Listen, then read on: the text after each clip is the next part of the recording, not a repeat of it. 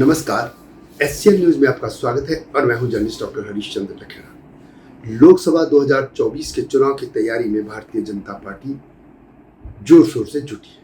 हालांकि अभी वैसे 5 राज्यों के जो चुनाव हो रहे हैं, छत्तीसगढ़, मध्य प्रदेश, राजस्थान, तेलंगाना और मिजोरम, उसमें तो लगी है, लेकिन लोकसभा चुनाव के लिए उसने अपने कैंडिडेट तय करने शुरू कर दिए और इसके लिए लगभग 1 दर्जन सिने अभिनेता और अभिनेत्री यानी बॉलीवुड के लगभग 12 लोगों को एक लिस्ट बनाई गई है जिनको भारतीय जनता पार्टी चाहती है कि चुनाव मैदान में उतारा जाए। पर हेमा मालिनी को संभवतः टिकट नहीं मिलेगा।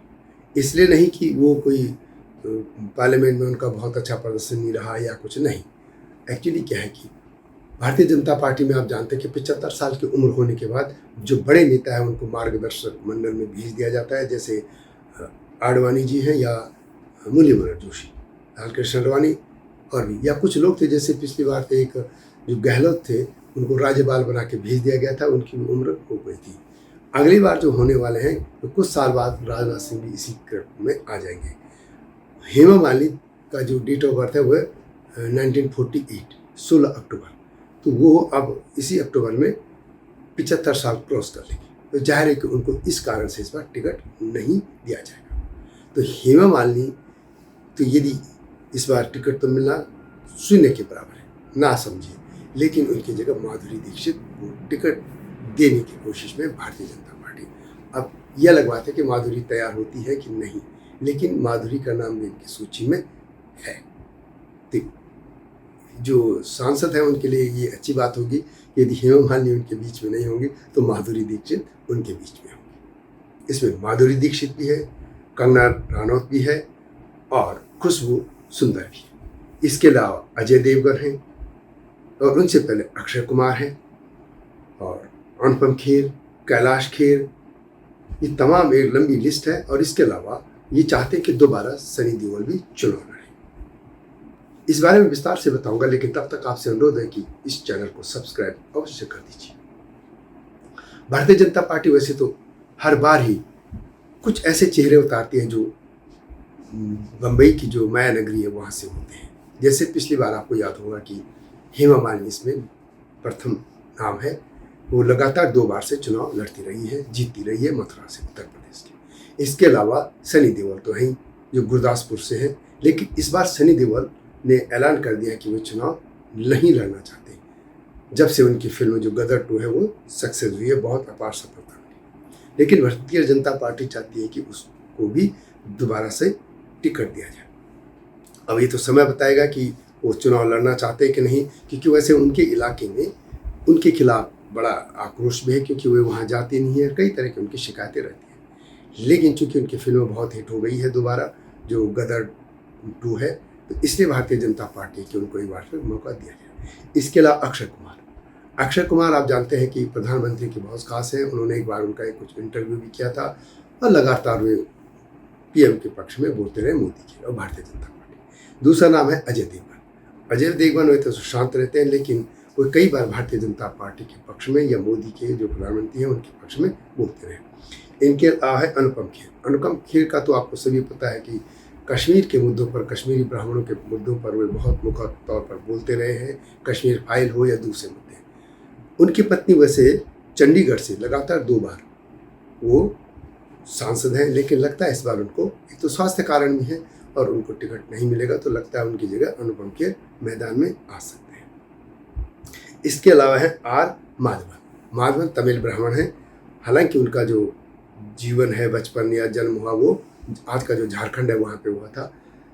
उनको उन्होंने जो पूना का जो फिल्म इंस्टीट्यूट है हेड, उसका भी बना रखा है अध्यक्ष। इनके अलावा एक और नाम है, वो है माधुरी दीक्षित को भी चुनाव लड़ाया जा सकता है। कंगना रनौत तो पिछले 2022 के आसपास जब चुनाव हुए थे हिमाचल प्रदेश में, तो तब उन्होंने खुद ही कहा था कि यदि भारतीय जनता पार्टी उनको टिकट देना चाहती है तो वे मंडी से चुनाव लड़ने को तैयार बैठी है, लेकिन तब उनको दिया नहीं गया।